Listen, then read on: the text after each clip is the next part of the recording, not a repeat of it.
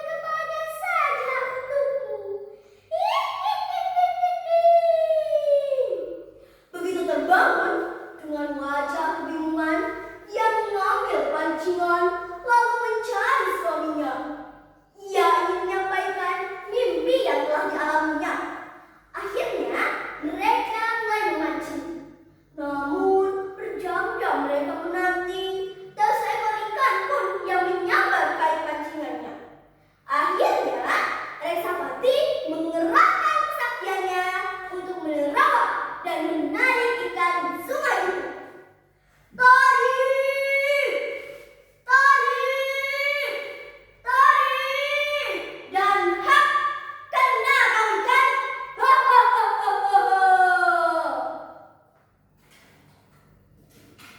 Dari jauhan terlihat ibu darat rencana akan mencuci baju.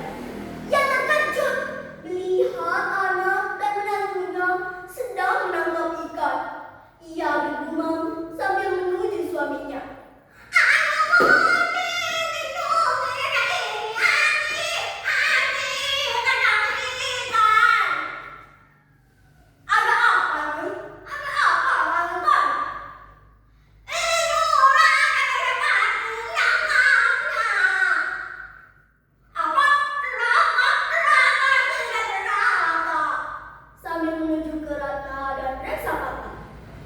Teman-teman, sesampainya di sana, temanku mulai bangsa kata melihat ikan yang hanya tinggal duri dan kepalanya saja.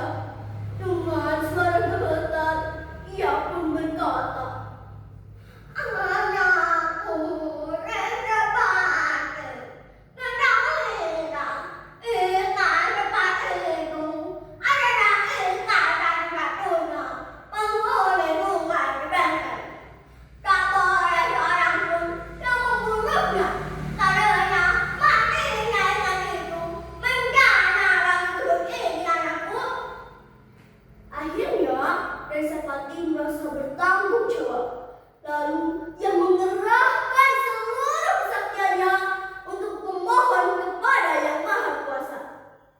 Tiba-tiba, alam menjadi terang, angin kencang menjadi sepoi-sepoi, dan ajaib, ikan yang hanya tinggal duri dan kepalanya saja hidup kembali dan meloncat ke sungai Cibengkeng.